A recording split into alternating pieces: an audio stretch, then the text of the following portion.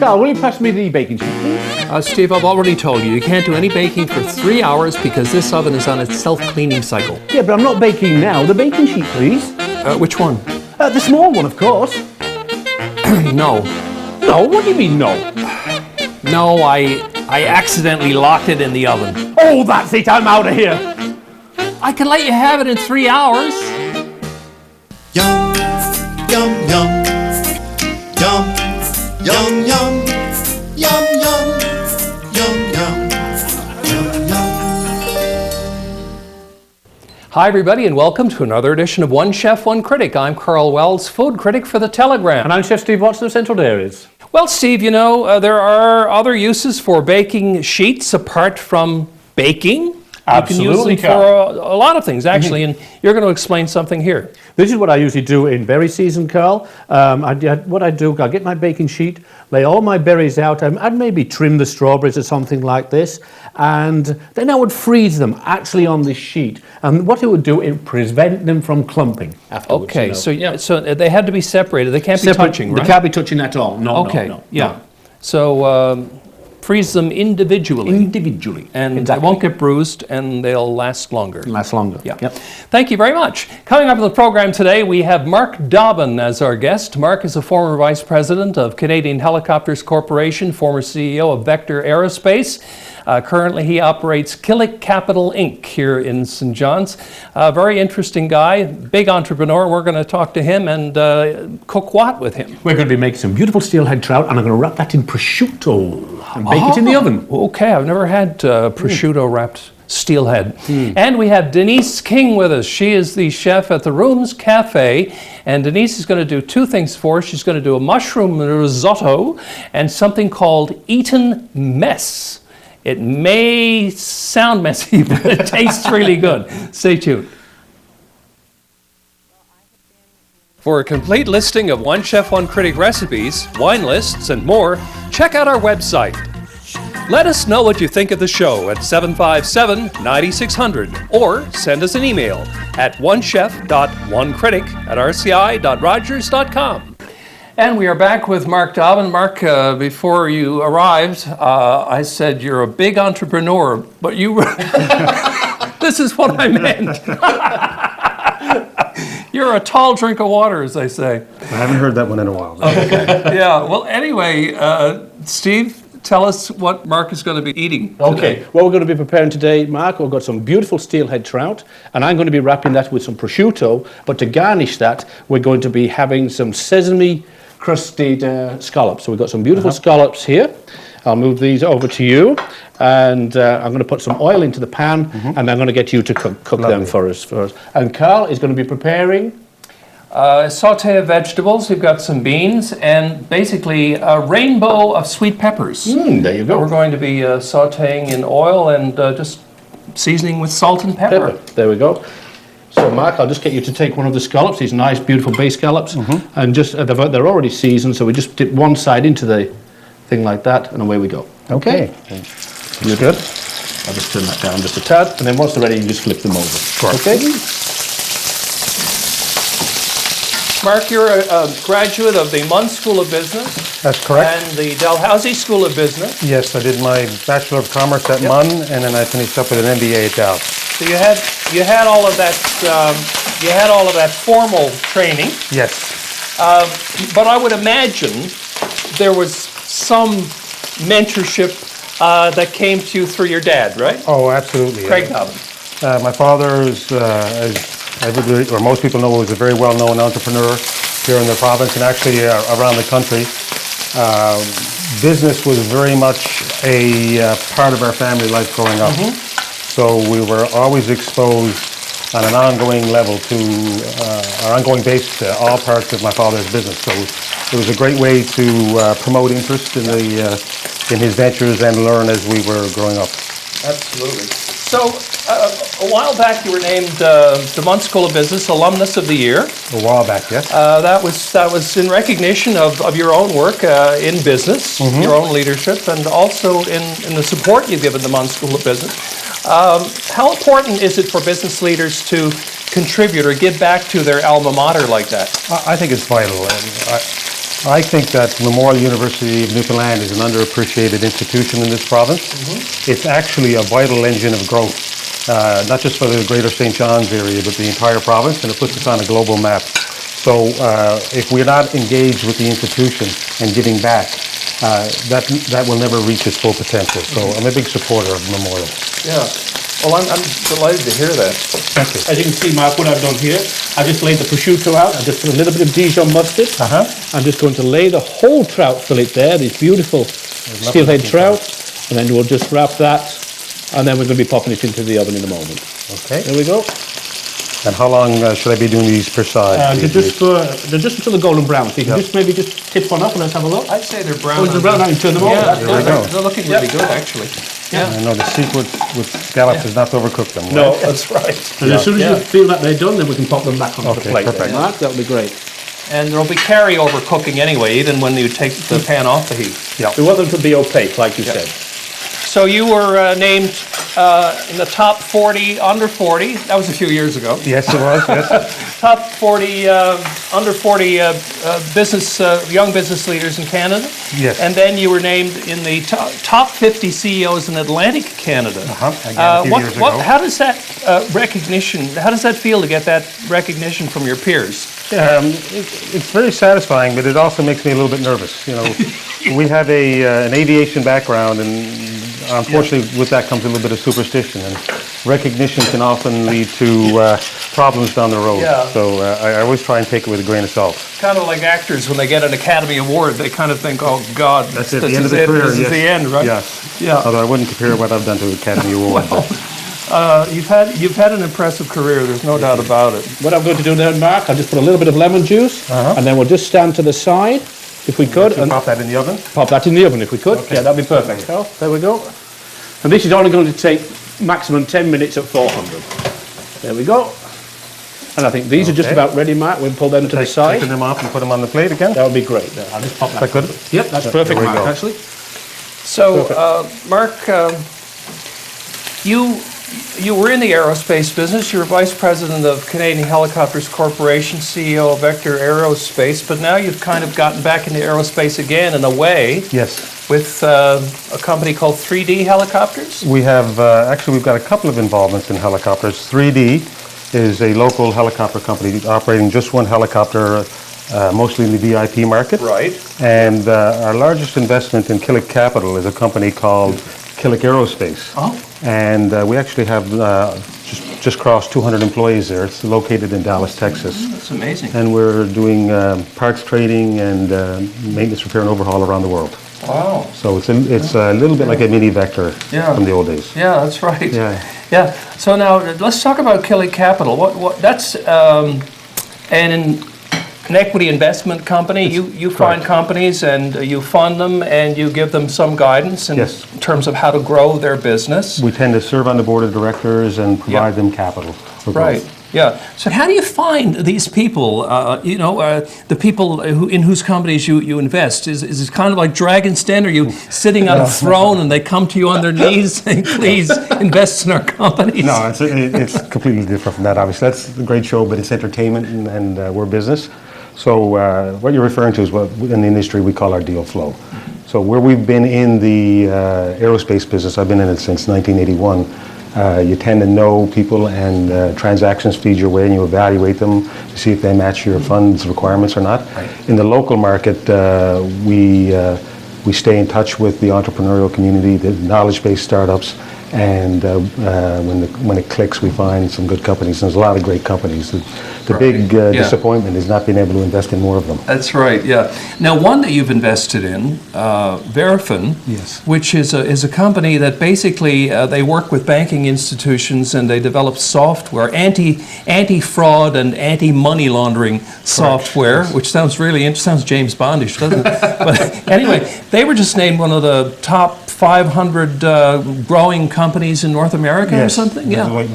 Deloitte's list of fast-growing companies. Right. Yeah. So now this is a technology company. Is it technology companies that you're investing in, or could it be any kind of company? In the local market, we tend to invest in knowledge-based companies. These are companies that have the ability to grow quickly and then shine on the national or the international stage. And clearly, Verafin falls within that group. Our investment thesis is focused on management. So we have to like the sector, we have to like the service, but primarily we make our decision based upon our evaluation of the management team. Yeah. So is it just Newfoundland and Labrador companies, or would you invest in other Canadian companies or globally? We haven't gone global. We have investments in the United States, we have investments in Ontario and Newfoundland. We haven't actually found anything that clicked in the Maritimes yet. Okay. Yeah. Well, I guess everything done? It's about ready. It is, Karl. Okay. Well, what I have to do now, I'm just going to put a little bit of lemon juice on the scallops because they were opaque. And I'm going to be popping this plate back into the oven as well for about two minutes just to bring it back up to temperature. Okay, and this seems under control. So I'm going to nip down to the wine cellar and see if we can find a really nice wine to go with this really nice meal. Sounds good. Now, the way I saw you cook them scallops, Mark, you feel comfortable in the kitchen. Do you do much cooking at all? I do a fair amount of cooking at home. Is that right? I quite enjoy you it. like in Pacific, or? My favorite dish to make at home is paella, which is a Spanish rice dish with seafood. That's great. Greg, how are you doing? I'm doing well. Steelhead trout today with a nice wrapping of prosciutto, and we also have some really big honking scallops out there. My. They look beautiful. What kind of wines can you recommend today? Well, I wish I was joining you up there. However, interesting dish, and you can go a lot of different ways, I think, with Yes. it. And the first wine I chose for you guys is called Kung Fu Girl Riesling. And you can see that it's actually packaged and marketed a little differently, but the wine is very good. So it's a Washington State Riesling. It retails here for $19, and it has beautiful acidity, but also a little bit of residual sugar. And that residual sugar, I think, will go really well to offset the saltiness of the prosciutto and the trout. Okay, yeah. And it will go Yeah. perfectly with the scallops. Yeah. I guarantee you that. Yeah. The second wine is we're going to go back to the south of France here to a village called Tavel. And Tavel, they're well known for making some of the finest rosé in the world. And this is produced by the famous producer Guigal. And it retails here for about $26. And it's a Grenache-based rosé. It's very serious rosé. It's drier style. It's got some really good body. It'll stand up to the trout. But it has a nice floral, strawberry kind of freshness to it. I think it'll be a nice choice. And finally, if you're feeling some red, I've gone over to Burgundy. So we're still in France. 100% Pinot Noir from the producer Olivier Leflaive. And this is a really straightforward Pinot. It's very typical of the region. It will go great with all the herbal notes and the trout and the chives. And I think even though it's red, I don't think it'll overwhelm the fish. If you're going to go with, if you want fish and you want a red wine, I think Burgundy Pinot Noir is the way to go. Okay. Oh, it's a tough choice today. It is. They're all about the same price range. And yeah, and three very, very different wines. But you know what? I'm intrigued by this label and by what you had to say about the wine, obviously. So Kung Fu Girl it is. Thank you very much, okay, Greg. Karl, enjoy. Now we'll just take our final 4 scallops and pop them on the plate. Beautiful Grand Bank scallops, nice size there. There we go. So let's go and visit Karl and Mark in the dining room and see if they enjoy these scallops. Okay, Mark, we're going to have some white wine with this because fish calls for white wine quite often. Yes, indeed. Not exclusively, I suppose, but quite often it calls for white wine. Please take a taste of your scallops. And Delighted. tell us what you think of the sesame coating and the sesame oil and all of that. It looks, they're really delicate. I think we'll keep Mark on, won't we? That is absolutely delicious. That is really delicious. Tremendous. A lovely combination of flavors. Beautiful, yeah. And great scallops. Mark, you are, a lot of people may not know this, but you are the consul in St. John's for the Republic of Ireland? The honorary consul, yes. Honorary consul. Yes. So how did that happen? Well, I am an Irish citizen. Okay. That came about through my father, and before me, he was the honorary Irish consul. So I think that gave me an advantage when it came to bit of a leg up. Exactly. And we had the resources to support the office. So They were kind enough to invite me, and I, of course, grabbed it. So, what do you do basically as the honorary consul? Is there any role that you play? There are some, less and less every year with the internet and the heightened security in today's world, but there are some consular functions which they've asked me to do from time to time, not very often. Yeah. It tends to be more in support of culture and business. When you have visitors coming from Ireland, politicians or bureaucrats, try to help them get the meetings they need and sometimes host functions and whatnot. Yeah. And what about when Newfoundlanders go to Ireland? Is there a role for you to play there? Less so there, much less so, yeah. Less so? Yeah. Yeah. Okay. Do you get the chance to travel yourself there at all? No, I haven't been to Ireland in my capacity as okay. consul, just a few quick holidays. So is there an Irish consul in every province in Canada? No, or? it tends to be where there's a concentration of Irish heritage Oh, okay. and trade and or cultural links. Right, okay, yeah. So there are a lot of young people out there, who would like, I'm sure, to become entrepreneurs and start their own business. So do you have any advice to give these guys and gals? Don't be afraid of failure. Don't be afraid of I failure. think in Newfoundland, more so than a lot of places, we tend to be a bit harsh on people that haven't been successful in their first venture. But if you look at Silicon Valley and elsewhere in the US, if you haven't actually had a venture fail 2 or 3 times, you haven't earned your stripes. That's right. So I think as a culture, we have to be more accepting of people taking risk. And if you're not making mistakes and you're not actually taking the right risks, and then the people who are taking these risks have to understand that not everything's going to go right, and just persevere, and it'll click eventually. Well, that's about the best advice anybody could give, I think. Yeah. Thank you so much for being Thank on the you show, very much. Mark. It's been an Cheers. absolute pleasure. Cheers. We will be back with Denise King, who's the chef at the Rooms, and she's going to make something called Eton Mess, and she's also going to make mushroom risotto.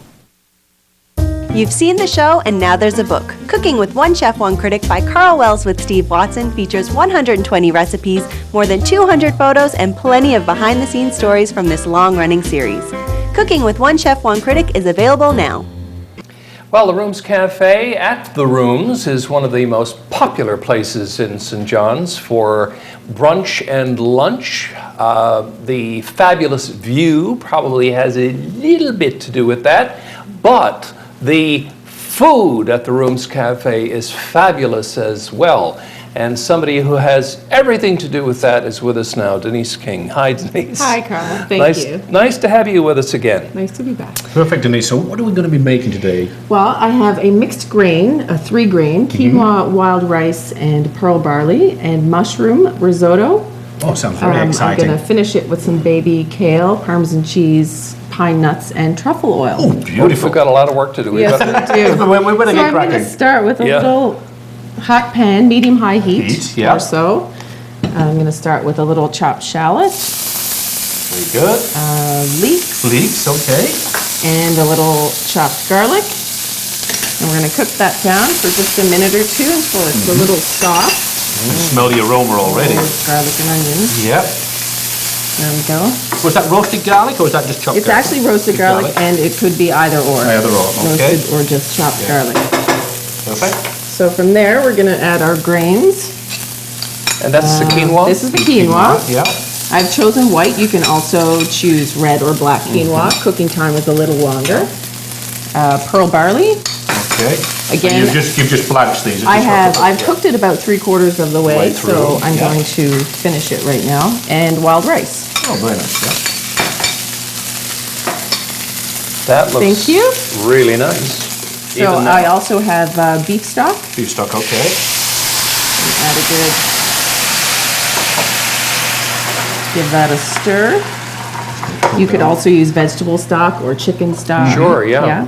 Switch it up to vegetarian or a non-vegetarian dish. So you're layering in textures and flavors. Yes. Yeah. And put salt and A pepper. little bit of salt and pepper. Also have some mixed chopped herbs, some parsley and thyme. So that's add going in to bring there. the aroma through, for sure. Yeah. Thyme and mushrooms. Here we go. I also have some mixed mushrooms, shiitakes. You can just go ahead and rip them. Rub them through. Oh, you're breaking them up with your hands. That's, That's I mean, you different. could chop them, or Yeah. it's easy enough to just rip Tear it them. up as you're going through. It's not often you see people do that, which Yeah. is actually So then you have something- different shapes and Yeah, sizes. yeah. Yeah. Makes it look even more rustic. Absolutely. There you go. So we'll give this a stir a couple of minutes till most of the liquid is absorbed, although you still want it to be a little loose in Loose, the dish and yeah. not a whole piece. So There we go. while, if you want to just leave that, we can Yes. talk about this dessert. Sure. Because there's a story behind this There beautiful is. dessert. It's I can't called take an my eyes off. Eton Mess. It's a traditional British dessert. So the story is, well, it's served annually, I should first say, at a cricket match, an annual cricket match between Eton College and Harrow. And then the myth, sometimes believed to be untrue myth, of a yellow Labrador tipping the picnic basket filled with meringue, berries, and cream. Thus was born the Eton Mess. Yes. Well, it's very easy for me to believe that a Labrador dog would have tipped over the picnic basket, because that's what dogs do. Yes. They're very wily. And a lovely creation. And then they get to eat everything they've tipped out. And, yeah. That's a beautiful dessert, by the way. It is, for Yeah. sure. Okay, so we're gonna let it simmer down until it's at about this state. Yeah.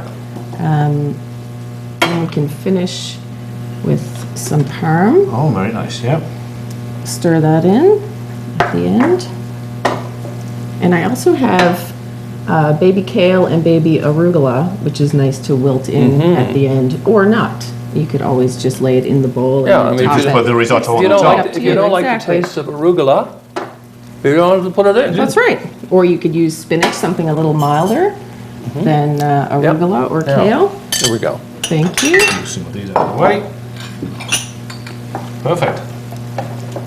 And then you could just leave it at that. But for a more luxurious appetizer, I've chosen to finish it with some pine nuts and then a little drizzle of truffle oil, which makes everybody happy. That looks beautiful. It does indeed. There you go. Quick taste before we say goodbye. Oh, you're going to make it look pretty. Little drizzle, Yeah, Of the truffle oil. a little dab will do you. little dab will do you. Here we go. Perfect. Nice and hot. Amazing. I'm going to make that. Thank you so much, Yes, Denise. You're very welcome. And that's it for this edition of One chef. One Critic. Fabulous job. Perfect. And fabulous dessert. Look at that. Yeah, Who would have thought? this is great. Good. I like those different grains. And I think you should try the dessert, Karl. I think you should. It shouldn't go untouched. actually, I used a spoon. I was supposed to use a fork for that, I guess, was it? Yeah, yeah. Okay. Well, I'll be different. For that.